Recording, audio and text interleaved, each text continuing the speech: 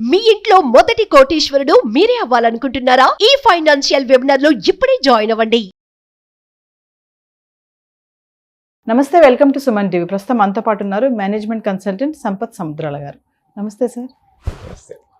Sir, ప్రధానమంత్రి PMIY scheme ఒకటి విడుదల చేశారు కదా, అసలు ఈ స్కీమ్ డీటెయిల్స్ ఏంటి, అంటే అర్హులు ఎవరు దీనికి, అసలు ఈ పథకం యొక్క ఇంపార్టెన్స్ ఏంటి? మరి దీన్ని ప్రధానమంత్రి ఇంటర్న్షిప్ యోజన అని అంటారు. అంటే మన దగ్గర ఎడ్యుకేషన్ అయిపోయిన తర్వాత ఆర్ పీపుల్ ఎంప్లాయబుల్ వెళ్ళి ఆర్గనైజేషన్లో చదివిన తర్వాత జాయిన్ అయిన తర్వాత ఎలా చేయాలి, ఏం చేయాలి అన్న అవకాశాలు ఏమిటి అనేది ఒక పెద్ద సమస్యగా ఉంది. తర్వాత రిక్రూట్ చేసుకునే కంపెనీస్కి కూడా ఒక పెద్ద కన్ఫ్యూజన్, వీళ్ళు వచ్చిన తర్వాత కాంట్రిబ్యూట్ చేస్తారా చెయ్యరా అన్న డౌట్ మీద the selection process also becomes very difficult.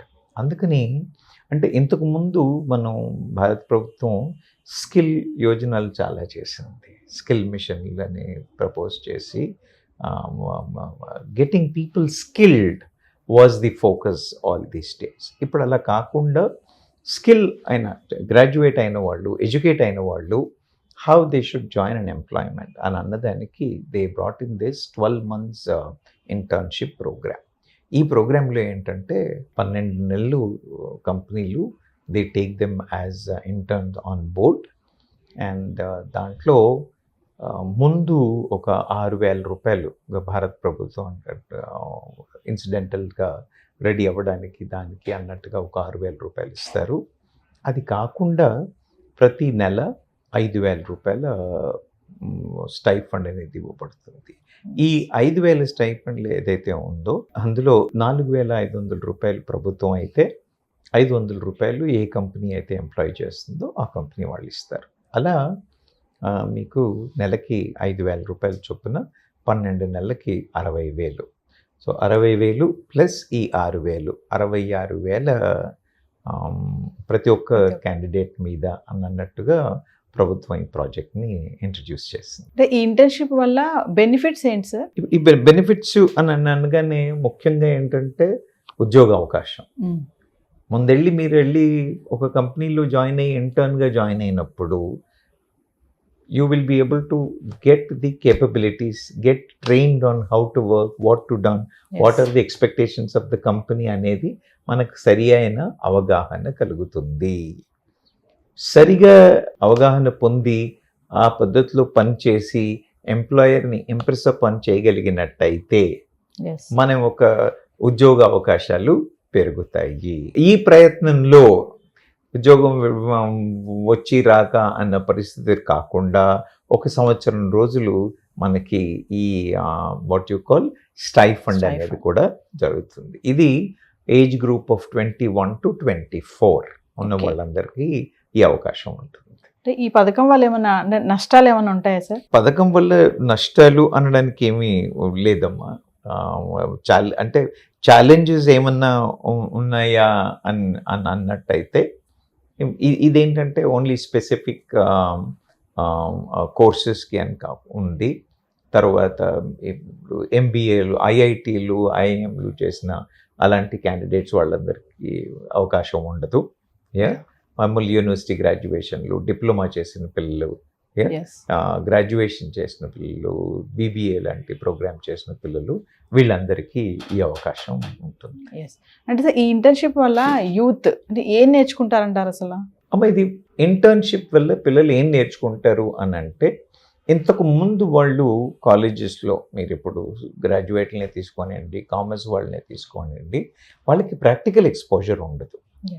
ఇండస్ట్రీకి ఏం కావాలి, కంపెనీలకి ఏం కావాలి అనేది వాళ్ళకి ఎక్స్పోజర్ ఉండదు. ఈ ఇంటర్న్షిప్ వల్ల ఏమవుతుంది అని అంటే వాళ్ళకి సరి అయిన ప్రాక్టికల్ అవగాహన, వాళ్ళు చదువుకున్న దానికి ఆర్గనైజేషన్స్లో కావాల్సిన రిక్వైర్మెంట్స్కి వాళ్ళు ఎలా ఫైన్ ట్యూన్ అవ్వాలి, ఎలా వర్క్ చేయాలి అనేది నేర్చుకోవడానికి చేయడానికి మంచి క్లారిటీ వస్తుంది.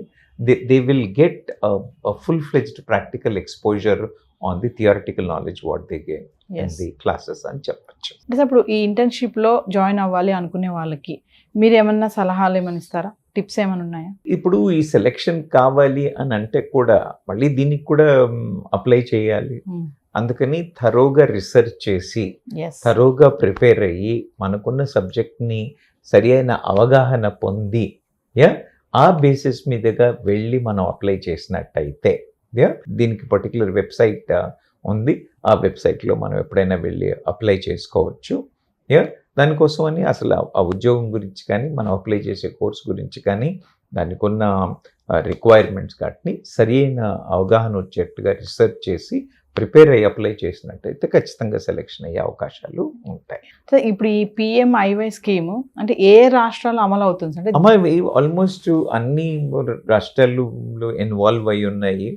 అంటే భారత ప్రభుత్వం కూడా వాళ్ళే డబ్బులు పెట్టడం కాకుండా రాష్ట్రాల నుంచి కూడా షేర్ ఇది చేస్తున్నారు. కాబట్టి both the governments are coming forward, both the state government and central government are coming forward. కాబట్టి మన తెలంగాణ రాష్ట్రం కూడా ఈ ప్రాజెక్ట్లో ఉంది. మన పిల్లలకు కూడా ఈ అవకాశాలు ఉన్నాయనే చెప్పచ్చు. సార్ ఇప్పుడు ఈ PMIY ఇంటర్న్షిప్ స్కీమ్ ఏదైతే ఉందో దీనికి అంటే బడ్జెట్ ఎంత ఉంది, దీన్ని ఎవరు సమకూరుస్తారు సార్ నిధులు? ఇది భారత ప్రభుత్వం దీన్ని పైలట్ ప్రాజెక్ట్గా లాంచ్ చేసింది. దానికోసమని వాళ్ళు 800 కోట్లు కేటాయించారు. 800 కోట్లు కేటాయించారు. అదే కాకుండా దాదాపు ఒక 500 కంపెనీలు ముందుకొచ్చాయి. ప్రభుత్వ కంపెనీలు, ప్రైవేట్ కంపెనీలు, ONGC లాంటి కంపెనీలు, ఇలాంటి కంపెనీలన్నీ కూడా they have all come forward to join in this mission with the government of India. మేము రిక్రూట్ చేసుకుంటాం, we will be part of this project అని చెప్పేసి.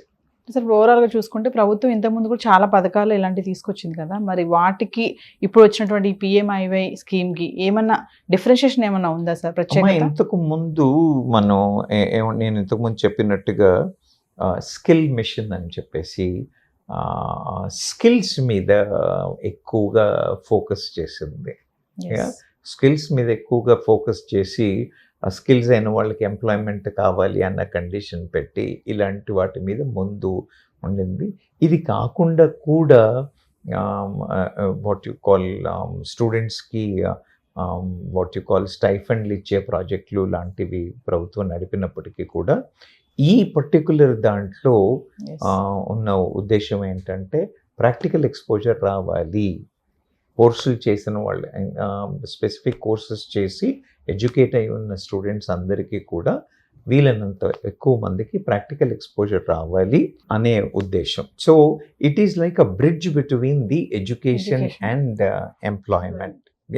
ఇంతకుముందు ఓన్లీ స్కిల్ ఇచ్చేస్తే వాళ్ళు దే విల్ గెట్ ఎంప్లాయ్మెంట్ అన్న కండిషన్ లాగా ఉండింది.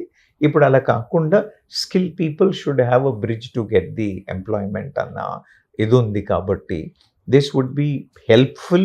Students should visit the website, make a proper research and identify what kind of jobs are available, how they can go fit into those particular industries or the jobs there in their location. Because prati chota anni undavu kada, state ni batti gaani location ni batti gaani మారుతూ ఉంటాయి. అవన్నింటినీ చూసుకుని వాటి ప్రకారంగా apply చేసి వీటి నుంచి మంచి benefit పొందొచ్చు అని చెప్పచ్చు. Thank you. Thank you.